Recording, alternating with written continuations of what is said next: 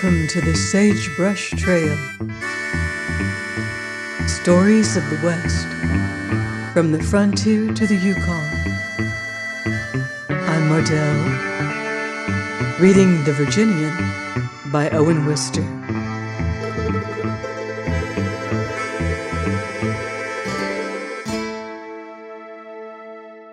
Chapter 25, Progress of the Lost Dog. It was not even an hour's visit that the Virginian was able to pay his lady-love, but neither had he come 100 miles to see her.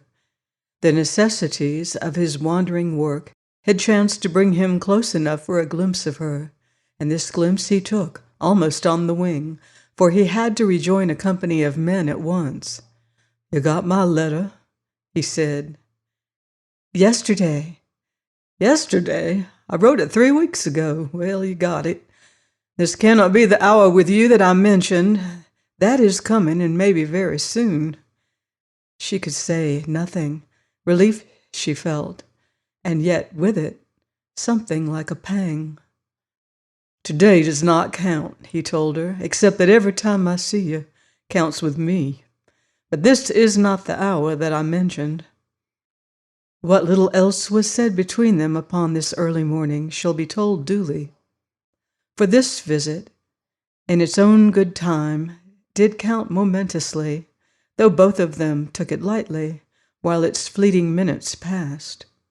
He returned to her 2 volumes that she had lent him long ago, and with Taylor he left a horse which he had brought for her to ride. As a good-bye, he put a bunch of flowers in her hand. Then he was gone, and she watched him going by the thick bushes along the stream. They were pink with wild roses, and the meadow larks invisible in the grass, like hiding choristers, sent up across the empty miles of air their unexpected song. Earth and sky had been propitious, could he have stayed, and perhaps one portion of her heart had been propitious too. So as he rode away on Monty, she watched him, half chilled by reason, half melted by passion, self-thwarted, self-accusing, unresolved. Therefore the days that came for her now were all of them unhappy ones, while for him they were filled with work well done and with changeless longing. One day it seemed as if a lull was coming, a pause in which he could at last attain that hour with her. He left the camp and turned his face toward Bear Creek. The way led him along Butte Creek. Across the stream lay Balaam's large ranch, and presently on the other bank he saw Balaam himself, and reined in Monty for a moment to watch what Balaam was doing. "That's what I've heard," he muttered to himself, for Balaam had led some horses to the water and was lashing them heavily because they would not drink. He looked at the spectacle so intently that he did not see Shorty approaching along the trail. "Mornin'," said Shorty to him with some constraint, but the Virginian gave him a pleasant greeting. "I was afraid I'd not catch you so quick," said Shorty. "This is for you." He handed his recent foreman a letter of much battered appearance. It was from the judge. It had not come straight, but very gradually, in the pockets of 3 successive cowpunchers. As the Virginian glanced over it, and saw that the enclosure it contained was for Balaam, his heart fell. Here were new orders for him, and he could not go to see his sweetheart. "Hello, Shorty," said Balaam from over the creek. To the Virginian he gave a slight nod. He did not know him, although he knew well enough who he was. "Here's a letter from Judge Henry for you," said the Virginian, and he crossed the creek. Many weeks before, in the early spring, Balaam had borrowed 2 horses from the judge, promising to return them at once. But the judge, of course, wrote very civilly. He hoped that this dunning reminder might be excused. As Balaam read the reminder, he wished that he had sent the horses before. The judge was a greater man than he in the territory. Balaam could not but excuse the dunning reminder, but he was ready to be disagreeable to somebody at once. "Well," he said, musing aloud in his annoyance, "Judge Henry wants them by the 30th. Well, this is the 24th. Time enough yet?"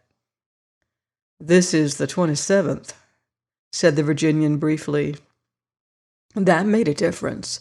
Not so easy to reach Sunk Creek in good order by the 30th. Balaam had drifted 3 sunrises behind the progress of the month. Days looked alike and often lose their very names in the quiet depths of cattle land. The horses were not even here at the ranch. Balaam was ready to be very disagreeable now. Suddenly he perceived the date of the judge's letter. He held it out to the Virginian and struck the paper. "What's your idea of bringing this here 2 weeks late?" he said. Now when he had struck that paper, Shorty looked at the Virginian. But nothing happened beyond a certain change of light in the Southerner's eyes. And when the Southerner spoke, it was with his usual gentleness and civility. He explained that the letter had been put in his hands just now by Shorty. "Oh," said Balaam. He looked at Shorty. How had he come to be a messenger? "You working for the Sunk Creek outfit again?" said he. "No," said Shorty. Balaam turned to the Virginian again. "How do you expect me to get those horses to Sunk Creek by the 30th? The Virginian leveled a lazy eye on Balaam. "I ain't doing any expectin'," said he. His native dialect was on top today. "The judge has friends going to arrive from New York for a trip across the basin," he added. "The horses are for them." Balaam grunted with displeasure and thought of the 60 or 70 days since he had told the judge he would return the horses at once.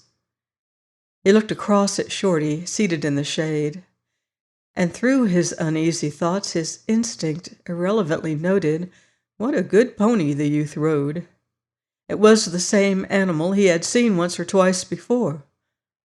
But something must be done. The judge's horses were far out on the big range and must be found and driven in, which would take certainly the rest of this day and possibly part of the next.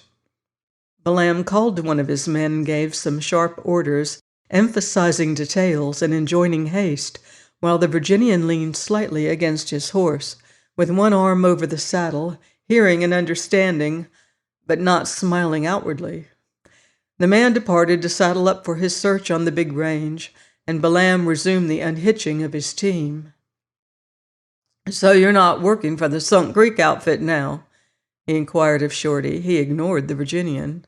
"Working for the Goose Egg?" "No," said Shorty. "Sand Hill outfit, then?" "No," said Shorty. Balaam grinned.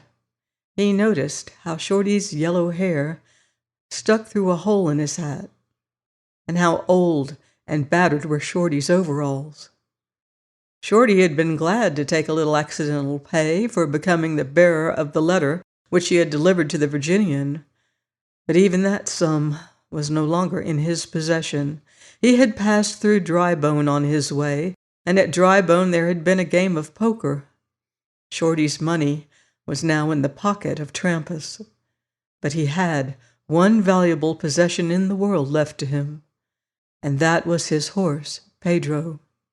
"Good pony of yours," said Balaam to him now from across Butte Creek. Then he struck his own horse in the jaw, because he had held back from coming to water as the other had done. "Your trace ain't unhitched," commented the Virginian, pointing. Balaam loosened the strap he had forgotten and cut the horse again for consistency's sake. The animal, bewildered, now came down to the water, with its head in the air and snuffling as it took short, nervous steps. The Virginian looked on at this, silent and somber. He could scarcely interfere between another man and his own beast. Neither he nor Balaam was among those who say their prayers, yet in this omission they were not equal.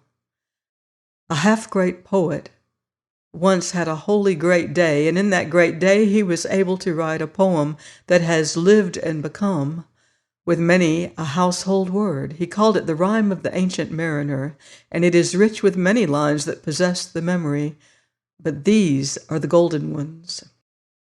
He prayeth well who loveth well both man and bird and beast. He prayeth best who loveth best all things, both great and small. For the dear God who loveth us, he made and loveth all. These lines are the pure gold.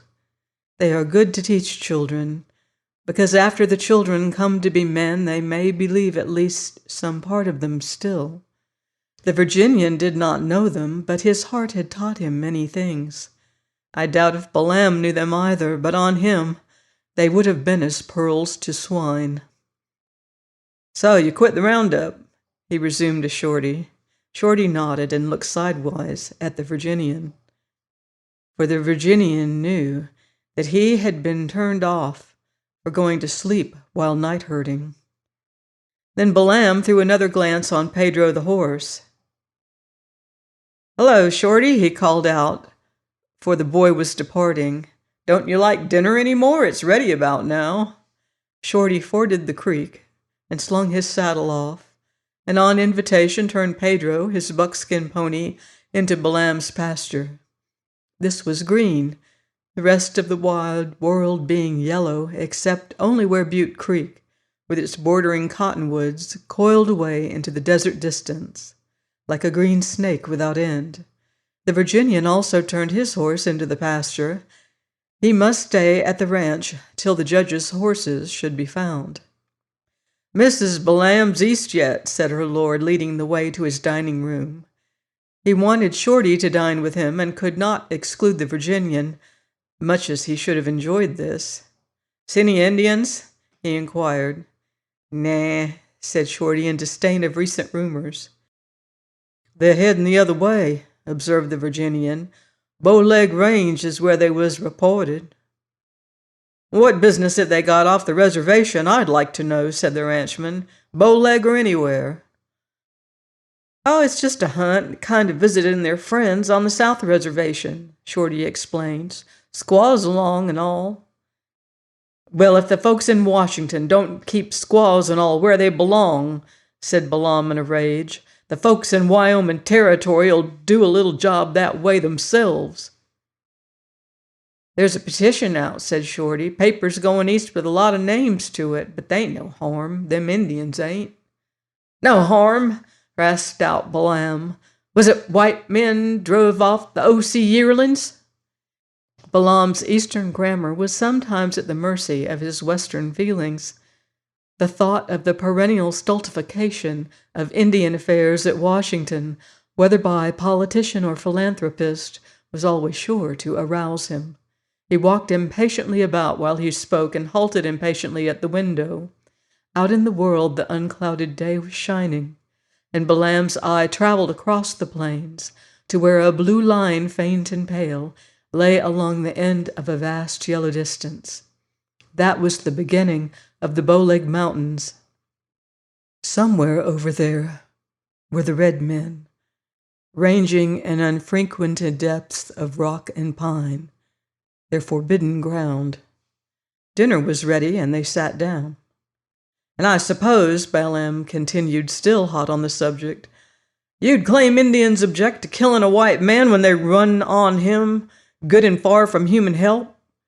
These peaceable Indians are just the worst in the business." "That's so," assented the easy opinion Shorty, exactly as if he had always maintained this view. "Chap started for Sunk Creek 3 weeks ago. Trapper he was, old like, with a red shirt. And one of his horses come into the roundup Tuesday. Man ain't been heard from since."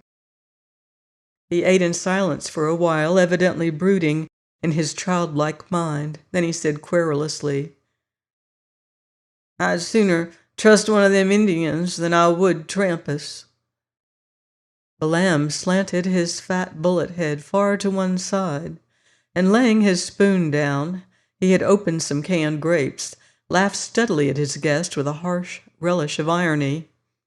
The guest ate a grape, and perceiving he was seen through, smiled back rather miserably. "Say, Shorty," said Balaam, his head still slanted over, "what's the figures of your bank balance just now?" "I ain't using banks," murmured the youth. Balaam put some more grapes on Shorty's plate, and drawing a cigar from his waistcoat, sent it rolling to his guest. "Matches are behind you," he added. He gave a cigar to the Virginian as an afterthought, but to his disgust the Southerner put it in his pocket and lighted a pipe. Balaam accompanied his guest Shorty when he went to the pasture to saddle up and depart. "Got a rope?" he asked the guest as they lifted down the bars. "Don't need to rope him. I can walk right up to Pedro. You stay back." Hiding his bridle behind him, Shorty walked to the river bank, where the pony was switching his long tail in the shade, and speaking persuasively to him, he came nearer till he laid his hand on Pedro's dusky mane, which was many shades darker than his hide. He turned expectantly, and his master came up to his expectations with a piece of bread. "Eats that, does he?" said Balaam over the bars. "Likes the salt," said Shorty. Now, here, you don't guess you'll be bridled, do you? Open your teeth. You'd like to play as nobody's horse and live private, or maybe you'd prefer owning a saloon." Pedro evidently enjoyed this talk, and dodging, he made about the bit. Once fairly in his mouth, he accepted the inevitable and followed Shorty to the bars. Then Shorty turned and extended his hand. "Shake," he said to his pony, who lifted his forefoot quietly and put it in his master's hand. Then the master tickled his nose, and he wrinkled it and flattened his ears, pretending to bite. His face wore an expression of knowing relish over this performance. "Now the other hoof," said Shorty, and the horse and master shook hands with their left. "I learned him that," said the cowboy with pride and affection. "Say, Pete," he continued in Pedro's ear, "ain't you the best little horse in the country? What? Here now, I'll keep out of that, you dead beat. There ain't no more bread." He pinched the pony's nose, 1/4 of which was wedged into his pocket. "Quite a little lady's pet," said Balaam with a rasp in his voice. "Pity this isn't New York now, where there's a big market for harmless horses. Geegees, the children call them." "He ain't no geegee," said Shorty, offended. "He'll beat any cow pony working you've got. You can turn him on a $50. Don't need to touch the reins. Hang him on one finger and swing your body and he'll turn." Balaam knew this, and he knew that the pony was only a 4-year-old. "Well," he said, "Dry Bones had no circus this season. Maybe they'd buy tickets to see Pedro. He's good for that anyway." Shorty became gloomy. The Virginian was grimly smoking. Here was something else going on not to his taste, but none of his business. "Try a circus," persisted Balaam. "Alter your plans for spending cash in town. Make a little money instead." Shorty, having no plans to alter and no cash to spend, grew still more gloomy. "What'll you take for that pony?" said Balaam. Shorty spoke up instantly. $100 couldn't buy that piece of stale mud off his back," he asserted, looking off into the sky grandiosely. But Balaam looked at Shorty. "You keep the mud," he said. "I'll give you $30 for the horse." Shorty did a little professional laughing and began to walk toward the saddle. "Give you $30, repeated Balaam, picking a stone up and slinging it into the river. "How far do you call it to Dry Bone?" Shorty remarked, stopping to investigate the bucking strap on his saddle, a superfluous performance, for Pedro never bucked. "You won't have to walk," said Balaam. "Stay all night. I'll send you over comfortably in the morning when the wagon goes for the mail." "Walk?" Shorty retorted. "Dry Bone's 25 miles. Pedro'll put me there in 3 hours and not know he done it." He lifted the saddle on the horse's back. "Come on, Pedro," said he. "Come, Pedro," marked Balaam. There followed a little silence. "No, sir," mumbled Shorty with his head under Pedro's belly, busy cinching. $100 is bottom figures." Balaam, in his turn, now duly performed some professional laughing, which was noted by Shorty under the horse's belly, he stood up and squared round on Balaam. "Well then," he said, "what'll you give for him?" $30, said Balaam, looking far off into the sky as Shorty had looked. "Ah, come now," expostulated Shorty. It was he now who did the feeling for an offer, and this was what Balaam liked to see. "Why, yes," he said, 30, and looked surprised that he should have had to mention the sum so often. "Thought you'd quit them first figures," said the cowpuncher, "for you can see I ain't going to look at 'em." Balaam climbed on the fence and sat there. "I'm not crying for your Pedro," he observed dispassionately, "only it struck me you were dead broke, and wanted to raise cash and keep yourself going till you hunted up a job and could buy him back." He hooked his right thumb inside his waistcoat pocket. "But I'm not crying for him," he repeated. "He'll stay right here, of course. I wouldn't part with him." "Why does he stand that way? Hello!" Balaam suddenly straightened himself like a man who has made a discovery. "Hello what?" said Shorty on the defensive. Balaam was staring at Pedro with a judicial frown. Then he stuck out a finger at the horse, keeping the thumb hooked in his pocket. So meager a gesture was felt by the ruffled Shorty to be no way just, to point at Pedro. "What's the matter with that foreleg there?" said Balaam. "Which?" "Nothing's the matter with it," snapped Shorty. Balaam climbed down from his fence and came over with elaborate deliberation. He passed his hand up and down the off foreleg. Then he spit slenderly. He said thoughtfully, and added with a shade of sadness, "As always to be expected when they're worked too young." Shorty slid his hand slowly over the disputed leg. "What's to be expected?" he inquired. "That they'll eat hearty? Well, he does." At this retort, the Virginian permitted himself to laugh in audible sympathy. "Sprung," continued Balaam with a sigh. "Whirling round short when his bones were soft did that. Yes." "Sprung," Shorty said with a bark of indignation. "Come on, Pete, you and me'll spring for town." He caught the horn of the saddle, and as he swung into place, the horse rushed away with him. "Woo! Yip, yip, yip," sang Shorty in the shrill cow dialect. He made Pedro play an exhibition game of speed, bringing him round close to Balaam in a wide circle. Then he vanished in dust down the left bank trail. Balaam looked after him and laughed harshly. He had seen trout dash about like that, when the hook in their jaw first surprised them. He knew Shorty would show the pony off, and he knew Shorty's love for Pedro was not equal to his need of money. He called to one of his men, asked something about the dam at the mouth of the canyon where the main irrigation ditch began, made a remark about the prolonged drought, and then walked to his dining room door where, as he expected, Shorty met him. "Say," said the youth, "you consider that's any way to talk about a good horse?" "Any dude could see the legs sprung," said Balaam.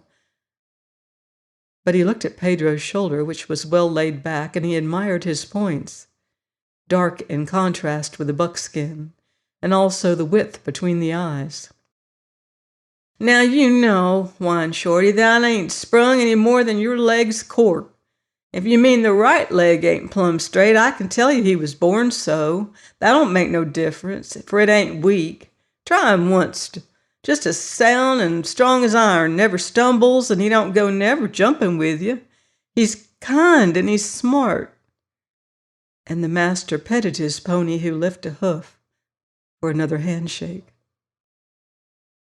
Of course, Balaam had never thought the leg was sprung, and he now took on an unprejudiced air of wanting to believe Shorty's statements, if only he could.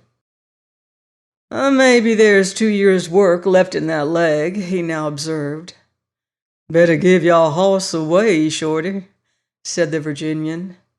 "Is this your deal, my friend?" inquired Balaam, and he slanted his bullet head at the Virginian. "Give him away, Shorty," drawled the Southerner. "His leg is busted, 'cause Mr. Balaam says so." Balaam's face grew evil with baffled fury. But the Virginian was gravely considering Pedro. He too was not pleased, but he could not interfere. Already he had overstepped the code in these matters. He would have dearly liked, for reasons good and bad, spite and mercy mingled, to have spoiled Balaam's market, to have offered a reasonable or even an unreasonable price for Pedro and taken possession of the horse himself. But this might not be. In bets, in card games, in all horse transactions, and other matters of similar business, a man must take care of himself, and wiser onlookers must suppress their wisdom and hold their peace. That evening Shorty again had a cigar. He had parted with Pedro for $40, a striped Mexican blanket, and a pair of spurs. Undressing, over in the bunkhouse, he said to the Virginian, "I'll sure buy Pedro back off him just soon as ever I rustle some cash." The Virginian grunted. He was thinking he should have to travel hard to get the horses to the judge by the 30th. And below that thought lay his aching disappointment and his longing for Bear Creek. In the early dawn, Shorty sat among his blankets on the floor of the bunkhouse and saw the various sleepers coiled or sprawled in their beds. Their breathing had not yet grown restless at the nearing of day. He stepped to the door carefully and saw the crowding blackbirds begin their walk and chatter in the mud of the littered and trodden corrals. From beyond among the cottonwoods came continually the smooth, unemphatic sound of the doves answering each other invisibly. And against the empty ridge of the river bluff lay the moon, no longer shining, for there was established a new light through the sky. Pedro stood in the pasture close to the bars. The cowboy slowly closed the door behind him, and sitting down on the step, drew his money out and idly handled it, taking no comfort just then from its possession. Then he put it back, and after dragging on his boots, crossed to the pasture and held a last talk with his pony, brushing the cakes of mud from his hide where he had rolled, and passing a lingering hand over his mane. As the sounds of the morning came increasingly from tree and plain, Shorty glanced back to see that no one was yet out of the cabin, and then put his arms round the horse's neck, laying his head against them. For a moment, the cowboy's insignificant face was exalted by the emotion he would never have let others see. He hugged tight this animal, who was dearer to his heart than anybody in the world. "Goodbye, Pedro," he said. "Goodbye." Pedro looked for bread. "No," said his master sorrowfully, "not any more. You know well I'd give it to you if I had it. You and me didn't figure on this, did we, Pedro? Goodbye." He hugged his pony again and got as far as the bars of the pasture, but returned once more. "Goodbye, my little horse, my dear little horse, my little Pedro," he said as his tears wet the pony's neck. Then he wiped them with his hand and got himself back to the bunkhouse. After breakfast, he and his belongings departed to Dry Bone, and Pedro from his field calmly watched this departure. For horses must recognize, even less than men, the black corners that their destinies turn. The pony stopped feeding to look at the mail wagon pass by, but the master sitting in the wagon forbore to turn his head. Join me next week on the Sagebrush Trail for more Western adventure in the Virginian by Owen Wister.